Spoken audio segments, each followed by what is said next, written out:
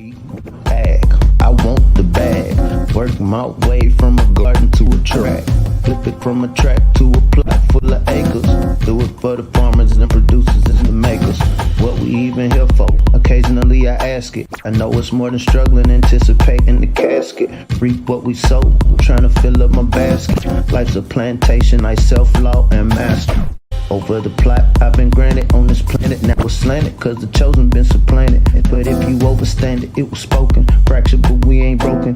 Even though some would rather play the role of token, we growing.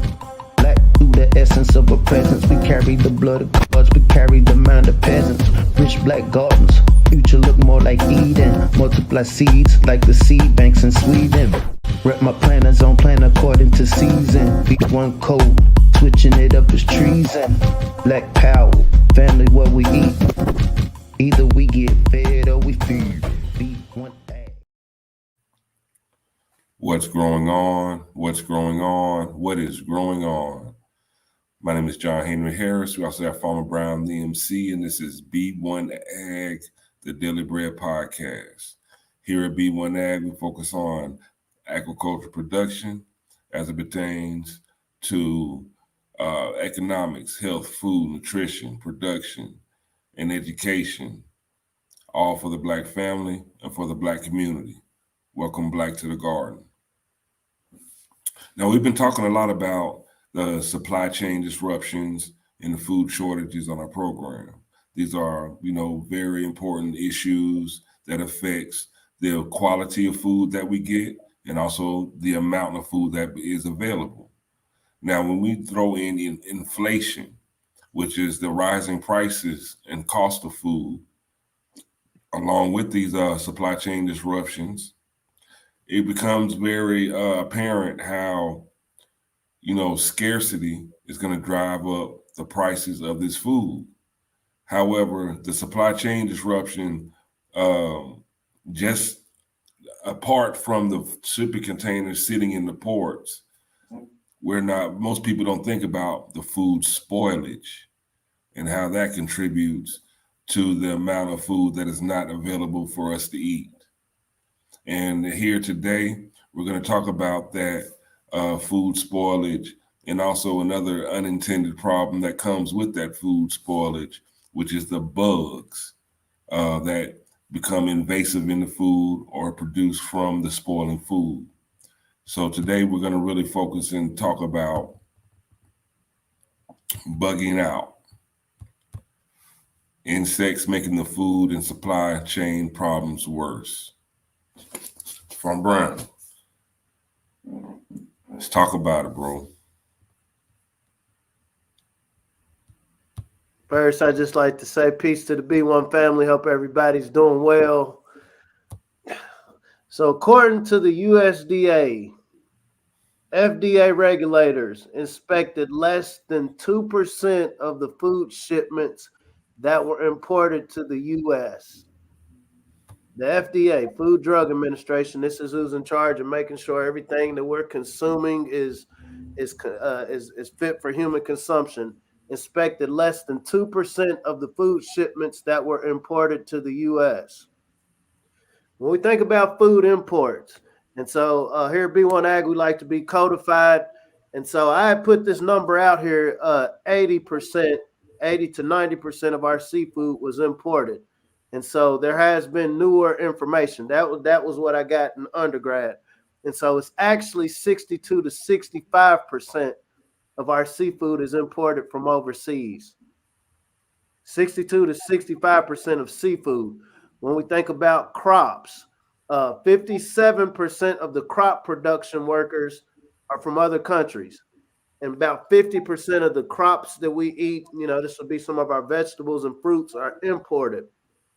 Saying that to say, when we're talking about bugging out, when we're thinking about the shipping supply disruptions, stagnancy allows for these bugs, the scientific term insects, to grow. What does this mean for our food security, family? I look forward to deep diving into this discussion. Let's just take a common sense look at what's going on with our food system. We have all these shipping containers that are stuck at the ports, piled up in these shipping containers. There are agricultural products as well. Now, think about if you have like these type of containers in your refrigerator. Eventually, those products will spoil. They will turn bad, as they are in these plastic containers. You can see the green mold and mildew starting to grow. For fresher products, the shelf life is even shorter. Like look at these bananas, that are beginning to rot. And those will produce fruit flies and other bugs. This is what's going on in our, in those shipping containers containing products, agricultural products. Now, in a Fox News report, the harsh reality is that agricultural food products like flour, rice, beans, and spices, these are especially fertile grounds for insects to thrive. And they are causing a problem because the more products that you have to throw out and throw away, that means that's less food available for our grocery shelves. And this is a quote from the Fox News article, and this is Mark Vanderwerp of Rose Pest Solutions.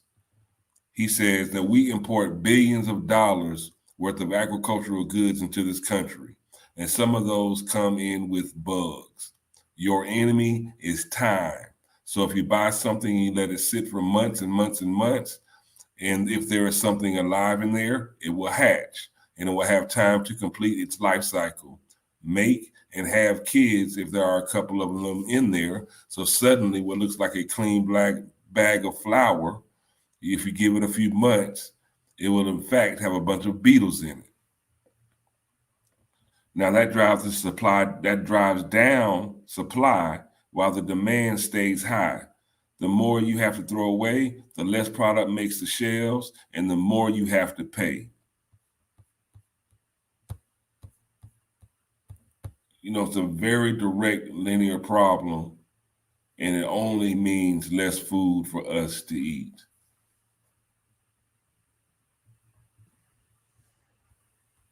We all have to eat. When we think about the UN, so there are a lot of initiatives in place now to incorporate insects into our food supply. What do you think about that? I'm not eating no bugs, bro. I mean, I'm not eating no bugs, bro.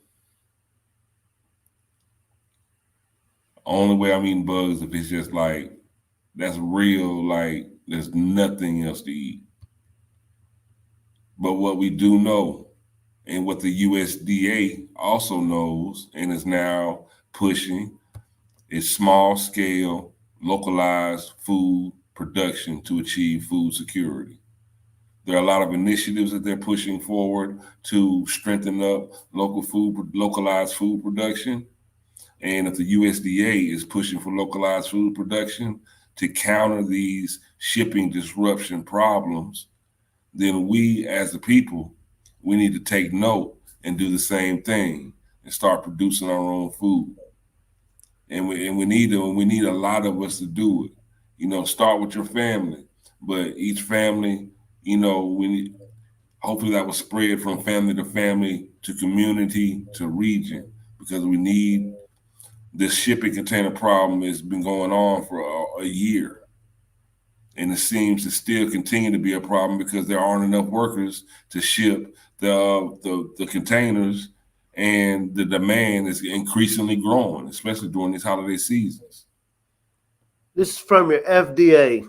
So bug particles allowed in food for every 1/4 cup of cornmeal. For example, the FDA allows an average of one or more whole insects, two or more rodent hairs, and 50 or more insect fragments, or one or more fragments of rodent dung or feces. This is allowed. Now, okay, we get it. You know, you're growing these crops, you put them on these shipping containers. They're on here for weeks at a time, months at a time. We're in the crisis that we're in now as far as this shipping disruption. And you only have less than 2% of these receptacles are actually being checked. Absolutely. I'm glad you brought that point up because, bro, before we were starting this conversation, you know, they say follow the science, but science is saying this bug looks like George Bush, so we'll call this the George Bush beetle.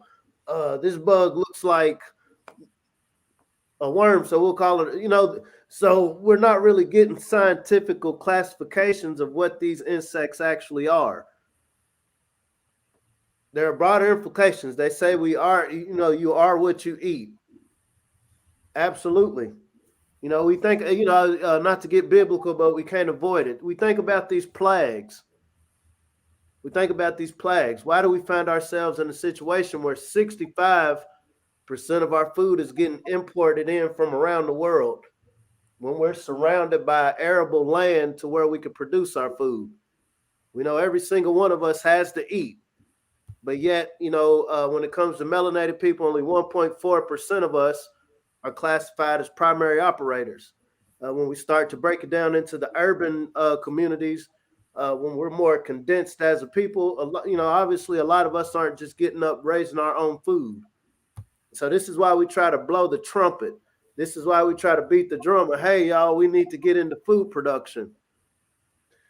Peace, Sister Sinclair. And so, you know, here at B1AG, we try not to throw shade, right? You know, we try to be codified. We try to look at, instead of what somebody is doing to us or not doing for us, what can we do for ourselves? You know, over the last year and a half, we've been told that the FDA, you know, follow the science. You know, if this is going to be approved for human consumption, once the FDA gives its seal of approval, this is good to go. It's as good as gold. And so, like I said, when you think about something like food, and, you know, once again, we're kind of being abstract now, but I want the imagination to come in. When we're thinking about food, less than 2% of the food that's coming from elsewhere is being checked. I think there's a statistic. I don't know if I have it in front of me. There's 8,600 food quality inspectors in North America, and this is meat quality, and about 6,300 inspection factories. And this is just with meat. Some of these factories literally get tons, tens of thousands of tons of meat today to inspect. And so if I'm checking all of them, if I have all of my workers inspecting the meat, who do I have inspecting the grains? Who do I have inspecting the actual plants? Who do I have inspecting all of these shipping containers that just keep getting clogged up on all of these ports, on all of the coastlines? And so you can see how this last year, this pandemic has affected these. And so do we now have more people working these ports, or more people taken out of this equation, maybe because of their aversion to certain mandates? And so I hope the family's understanding what we're saying. We're trying to be respectful of the platforms that we've been fortunate to bring our content to. But a lot of these things, they're not isolated situations, and they all go together for food security. We understand that the communities we come from many times, most of the times, are negatively affected by all of these disruptions. This is why we continuously promote healthyblackfood.com, amongst others. And this concept is understanding, okay, since I can't depend on the FDA to tell me what's quality, maybe I need to know from a seed what good food is supposed to look like, what organic, natural food is supposed to look like. It's one thing, okay, I see this food once I get it off the shelf at the store. It's one thing, okay, I see this food once I get it from a market. But there's nothing like knowing what the whole process looks like, to where as a consumer, I know if I'm getting something good or if I'm getting squacked.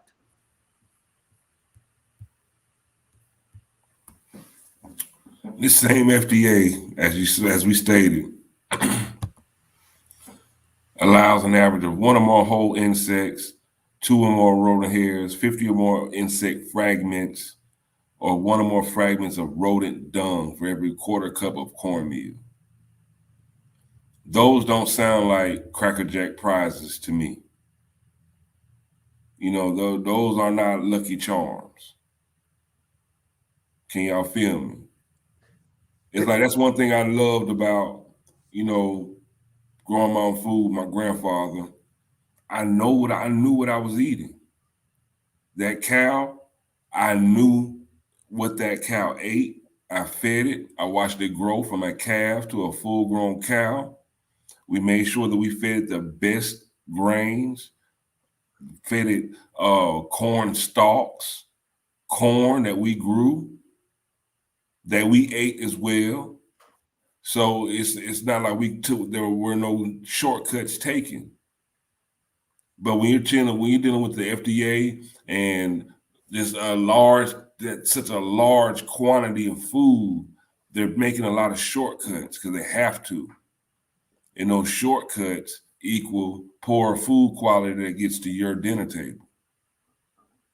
So we really need to look at what we're eating, where our food is coming from. That's even why the USDA is really pushing, localized food production. So they don't have to ship it so far. So they don't get stuck on shipping containers and so much food is lost just to waste and spoilage. Let's deep dive. Let's deep dive. And so, we're in a capitalist society. Money talks. And so, we're not obviously we're coming up on this information because media decide to put it out, right? Most people don't get into capitalism to take a loss. Meaning, if I'm somebody that's involved in this business, drag them to the river, dog. If you're somebody within this system that, I got some sort of business dealing with China or somewhere where I'm importing this food, I don't want to take a loss. And so I'm going to get it off somewhere. Where do you think this low quality food 11 times out of 10 is going to go to? Right? And if you're really looking at profit, then I know, okay, if I'm consistently hitting these certain zip codes and what we'll call these redlined areas, if I'm constantly hitting them with this low quality food, I'm going to have a consistent group of people that's going to consistently have pre-existing health conditions. Meaning if I want to, I'm not going to say control, if I want to take care of you as your governing body, I'm always going to have a base of you in need because I know you're not going to go out and grow for yourself. If I'm a pharmaceutical company and I know, okay, some of y'all got jobs and you got health insurance, and I know the zip code where you live, you're going to get this lesser quality food that hasn't been expected, I'm going to have a consistent base of people who just want to be healthy. And I can consistently sell you these Band-Aids. I can consistently sell you this health care. Prisons, black school, and poor hoods. I mean, like my grandfather says, keep it simple, stupid. And that's what it is, family. I try to keep from dancing around things and talking around it. I'm trying to be as understanding as possible, but this is serious business. We came across this article a couple of days ago. We had talked about it a few months back because the World Health Organization now, in their 2030 plan is saying, okay, since we're going to have about 9 billion people on the planet, maybe the alternative source of protein is going to be insects. We think to the Bible, I think John the Baptist, they ate locusts, right? I imagine if you get in a hunger situation, you'll eat whatever is available that's not going to kill you. Here at B1AG, we like to be optimistic as we look towards the future. We do have to have these discussions to understand what is actually on this game board here. It's one thing, okay, I don't have enough food coming in, but what happens when the food that you have coming in is contaminated with insects, mealworms, all sorts of different beetles? Because wherever they're coming from, they're bringing a bit of whatever microbes, bacteria, viruses from wherever they're coming from. We've seen the effect of all of the of viruses when you got animals and other living organisms involved. We've seen that effect, right? It creates these pandemics. And so when we think about these underlying health pandemics that can be caused by some of this food that we get imported, there is something we can do about it, family. And so it's not like we're in a situation where we're just at the mercy of whoever's shipping it. Each of us have the opportunity wherever we're at, whether we're in an apartment, whether we're in a duplex, whether we're in a hood, whether we're in the suburbs. There's something we can do to be more interactive within the food system, wherever we're at. Maybe you can't grow but maybe I'm somebody that's just connecting the people that grow to the people that process. Maybe I'm somebody, since I see that less than 2% of the food coming in from elsewhere isn't getting checked, I'm going to work on building this local food system where there's more of us per container that's able to check this food. And so there's many, when we talk about ag being a game of niches, there's so many different niches just within the way we eat. Because I guarantee as the population grows, as the demand, as you have more people ordering food from home, the quality in the food that you're receiving is going to decline. We keep hearing these stories of a lot of people just quitting their jobs. When we think about the restaurants, we know consider 85% of Americans eat out at least 3 to 4 times a week. And so once again, all of this is going to go into food quality. There was a person a few weeks ago, there was a viral video from Popeyes where somebody was showing where all these rats were just running up and down the wall. I'm not here to cape for Popeyes. You really can't even make a justification for that. But saying that to say, if you're somebody that doesn't cook or doesn't prepare your own food or don't have a local food system, you don't get a CSA share, you don't have a relationship with a local farmer, you haven't worked in a cooperative with other like-minded individuals, maybe that Popeyes is the only thing you have to eat in your neighborhood. So once again, here at B1AG, we like to come with solutions. And that solutions is learn how to grow your own food.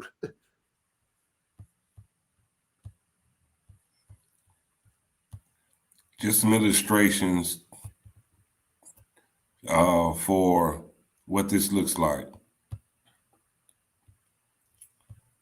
Here you have illustrations of your local and regional producers. Now, these can be your farmers, just food producers. This can be you, whatever food you're producing for you and your family. Being able to produce enough food to feed your family first, send this food to food hubs where they can aggregate, separate, distribute, and also market this food and get it to the consumers and the wholesale buyers. This is a food system. We need to create these for ourselves amongst our community, our families, and our regions. Like, this is paramount. This is what we have to do. This is what we have to do. Because again, I'm not a proponent of eating rat feces. I'm not a proponent of eating insects in my cornbread. Whether it's in the cities, growing on top of buildings, if that's in the hood, and these are rundown hoods, turning those into food production centers. Whether you're just in a neighborhood or a community, just getting your high tunnels, growing your own food, all of this must be normalized. All of this must be normalized. The stressed areas of town, go ahead and plant some food in those vacant lots. Take the time to plant some food in those vacant lots. Instead of producing crime and, just bad activities, produce food. Turn these areas of town where they're like, oh, that's a bad side of town, into, whoa, that's a green side of town. We can literally transform our neighborhoods, produce more food, and build our own food system, which is a necessity for us moving forward as this shipping container crisis continues, food shortages, and as this continues to fester, it's only getting worse. Those shipping containers, they contain a lot of different products, but they also contain food as well. That's why this is a problem.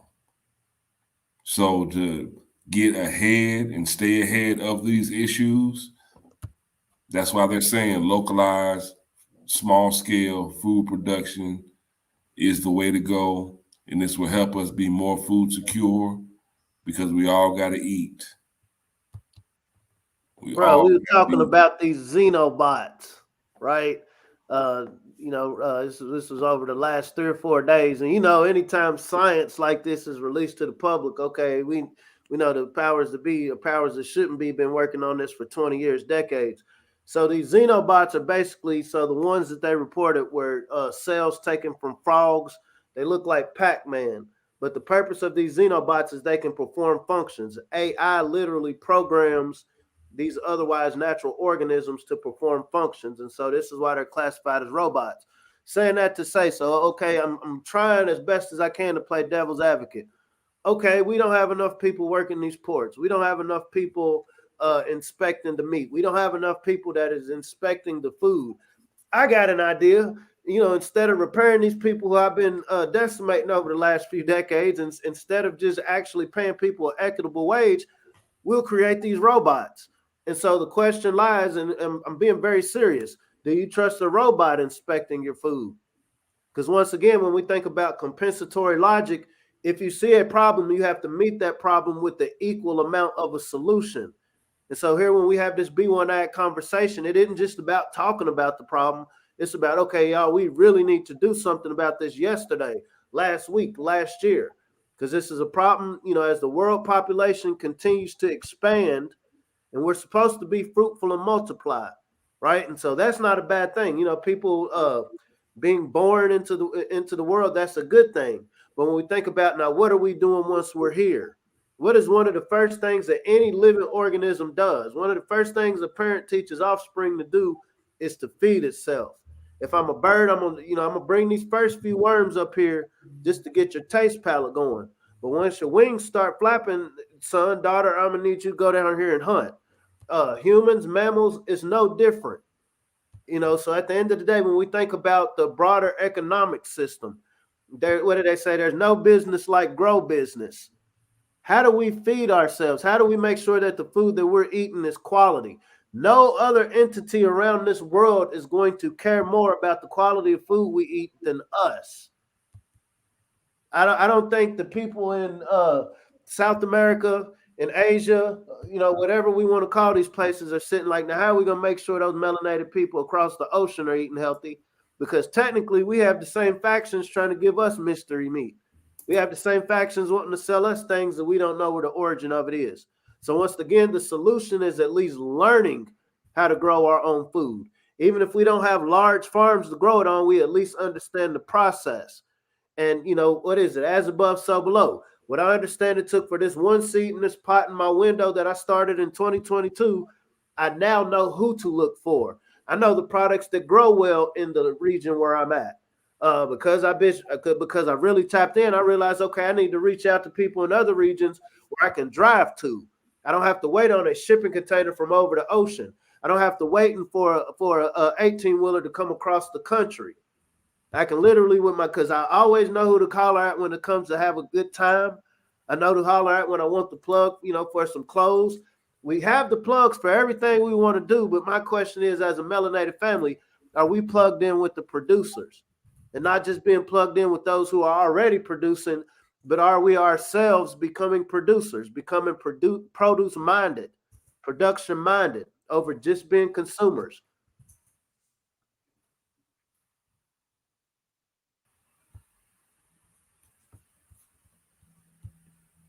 It's very important, y'all, because we all have to eat. HealthyBlackFood.com.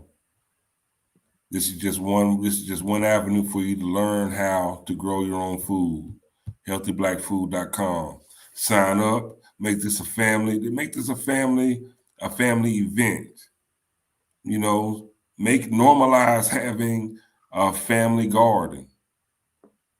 Normalize y'all, harvesting this food, growing this food together, harvesting this food together, and eating together as a family.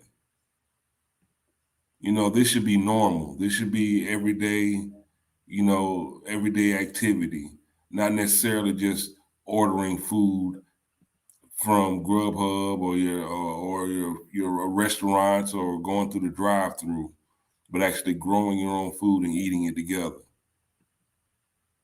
That's security. That's power. There was a brother reached that homestead in the hood, and he asked the question, do I have to pay money or do I have to get an invite to be involved in this organization? B1AG isn't an organization, right? B1AG is an idea.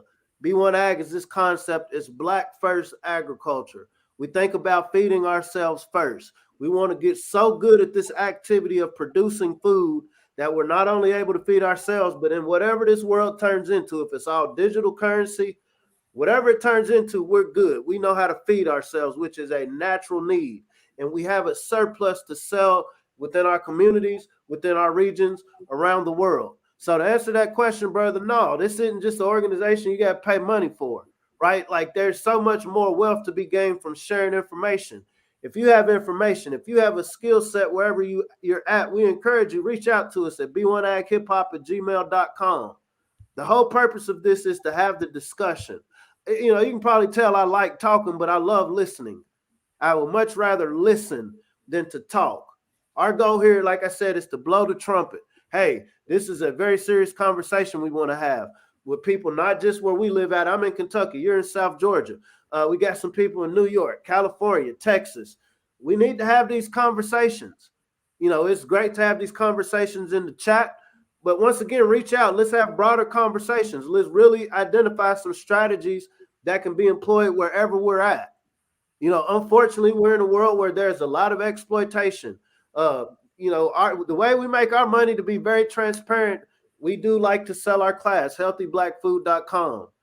Very modest, right? But once again, it's this concept of let me not trip over somebody else trying to get to this bag. Both him, John Henry and myself, okay, we're into marketing. We're into academics. We understand statistics. We understand communications. So there lies our niche. Let us not try to play middleman between somebody who's producing. More so, how do we take what we're good at and add that to somebody who's producing? How do we then meet people who are into community emergency preparedness? How do we take this into people who are in the military that understand logistics, understand how strategy works? How do we take this into people who understand real estate, who understand investing, and have this broader conversation?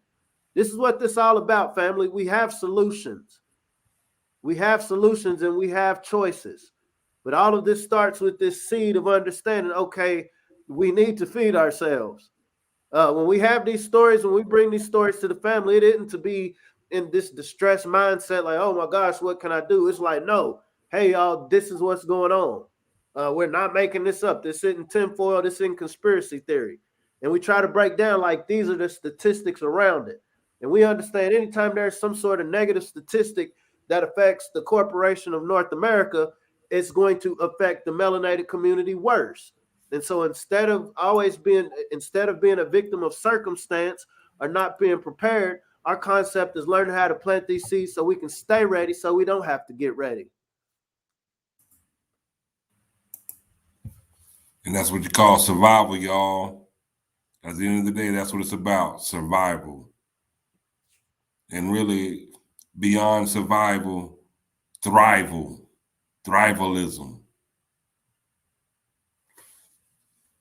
And one way we're trying to survive in this digital space is we have to fight against that algorithm. We got to fight against this algorithm by pushing the Black algorithm. Now, when I play this, y'all, I really want y'all to pay attention and look at the faces. Look at the smiles. Look at the community. Look at the love that's being shown just from people growing, sharing, and producing food. Pushing the Black algorithm. Ancestors, they mastered the systems. We raising your bosses, no victims. Planting that knowledge curriculum. Blessing the roots with the nutrients. The darker the berry, black Nubian. Dropping receipts like I'm Julian. The streets with that food like Peruvian.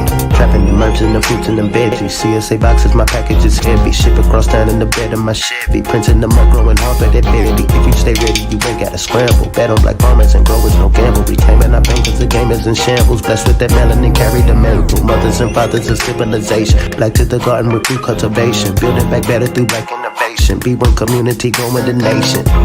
Genetically designed to be the dopest. Open that growth mindset. Codified, now we focus farming on track. Be the fam, break bread with them. Push that Pushing that B1AG gorilla.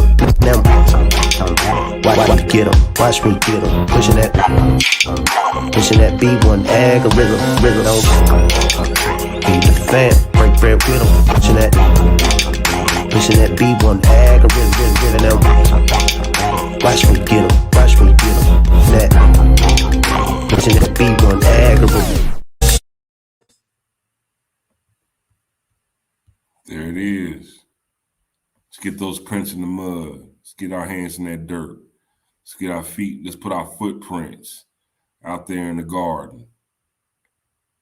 Thrivalism. So, at the end of the day, these shipping containers, they do have food in them. This food is spoiling. This food is spoiling, y'all. And it's beginning, they're producing a lot of bugs as well. So as these shipping containers continue to stay stacked up in these ports, this food is spoiling. This food will eventually, if it's not thrown out, in efforts just to make something off of it, it's going to make it to our zip codes. And as Sister Cheery Wildfire pointed out, if it doesn't come directly to our zip codes, it's going to make it to the prisons, the black schools, and the hoods, which still equates to the B1 family. And we want to make sure that we're eating the best foods as possible, because that's not, again, it's about more than surviving. We're talking about thriving. And remember, out of every 100 of those shipping containers that come here, only 2, less than 2, are actually checked by a human being. For every 100 shipping containers imported to the U.S., to one of these ports, less than 2 are actually inspected. Meaning when a truck does come by to pick it up and take it to where it's going, you do your scanning, you're going to get what's on that shipping container. The way to ward against that, only 2 of those. I want the family to contextualize this. Only 2 of those out of every 100 actually get checked. And we're in an age where mandates are making a lot of essential workers decide they're not going to go to work. And so that means there's more work on the people who are still at work. And one just has to wonder the efficiency of, are you going to go through every package, every container, and be able to see, now, does this have a whole bunch of rat feces in it? Is this riddled with bugs? You're not going to find that out till it gets to your corner store. You're not going to find that out till it gets to the grocery store. And if we're in a zip code where it's a majority of us, guess where it's going to go? But everywhere we're at, we're on a landmass of 1.9 billion acres. That's just in the lower 48. 75% of us only live on 3% of the land. We're surrounded by garden to the degree that we decide that we're going to take more control over our food security. Absolutely. Everything ties together. It seems like an abstract conversation, right? We've been so diverted from how intertwined our food system is. And like I said, it was our ancestors that made the most sustainable food system. They got so good at it, the people around the world wanted to enslave our ancestors. But because we learned the lessons of the past, we realized, okay, we're going to recodify around first feeding ourselves. Then with our surplus, we'll feed people who want to buy this perfectly produced produce, this perfectly raised meat, that we know every bit of what went into it. We didn't spray it down with chemicals that's going to make it have these horrible effects on your body. We put that black magic into it. We make it a good, healthy product that feeds us first, and we take our surplus and sell it. Sell it. So once again, the brother said thrivalism. We're about thrivalism, and it starts with the seed.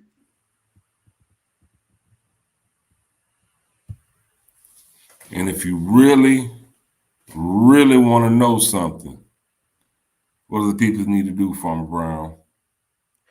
If you really want to know something, let's plant that seed of intent and learn how to grow something. It's the beginning of the week. Let's run through this week, y'all.